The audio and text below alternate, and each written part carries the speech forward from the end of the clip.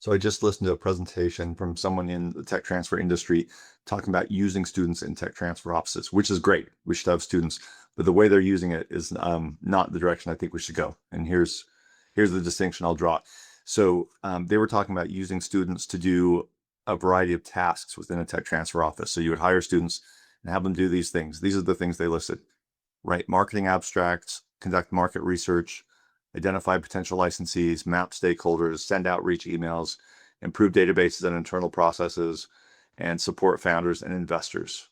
Support's a little vague. How are they supporting them? I don't know. But the problem with all those tasks is that none of them really move the dial. I guess the closest one would be sending outreach emails, because at least there you're looking for people to do a deal with. But sending cold emails is going to be pretty low probability and probably disappointing to them. So none of those are tasks where a student is likely to engage in the launch of a new enterprise or even the closing of a deal.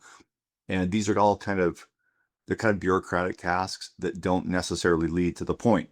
And I mean, the point of tech transfer is to get a technology out of the university and out into industry. I just think it's disappointing and sad to have students doing a bunch of tasks that aren't going to get there. So writing marketing abstracts, wow, that is really training to be staff somewhere. But ChatGPT does pretty good marketing abstracts too. And so that seems like really make work, like really not moving the dial. Identifying potential licensees. So the concept there implicit in a task like that is that we're going to do licenses, which I think is mostly a mistake. Mostly, if possible, you should do outright sales. And I know for federally funded technologies, you generally can't, but to the extent you can, you should. And then the second assumption there is that you're going to license into a traditional company. So they're basically, you present the student with a pharmaceutical, with a drug, and then they're going to go through and identify pharma companies that could license it. It doesn't actually accomplish anything. It'd be, and I think we should, as an industry, we've shifted strongly towards launching startups. So if you're going to identify entrepreneurs who are interested in technology, that could be interesting work for a student. And to be fair, I have had students do some of these tasks, but not just identifying potential licensees, like actually engaging with them. And so my criticism of this is that these are all bureaucratic tasks that aren't close enough to the actual goal that we're trying to achieve.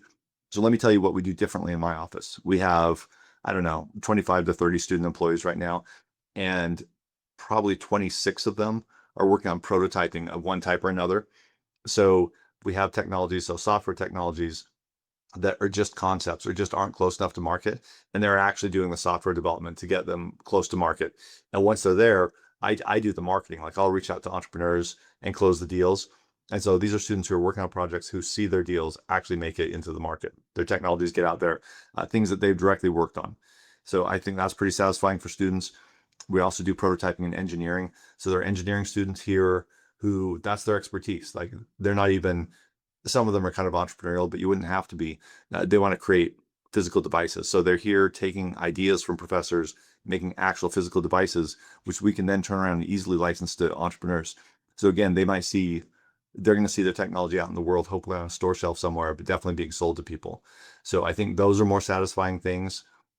For students, yeah, there's probably some benefit in sitting in on meetings with potential licensees. And that, you could hire students as entrepreneurs, like hire them to actually, or incentivize them, doesn't have to be hiring them, give them a grant or something to actually take your technology and launch a company around it. Getting them into the actual work of starting a business, I think would be super beneficial. It just kind of is frustrating to me when I see a discussion like this, where clearly students are being given, bureaucratic tasks that'll prepare them for, I don't know what, like maybe working in a bureaucracy somewhere. But tech transfers in the industry is changing also. So these sorts of tasks uh, might not even be around in a few years. It just seems kind of short-sighted. So takeaway, I want to end on a positive note here. We should find really real world things for students. What's a unique thing, if students are looking for on-campus jobs, a unique thing about tech transfer is that we can put them into real world situations where they're creating a product, interfacing with the actual market. And to just do that on paper is kind of a missed opportunity. My 2 cents.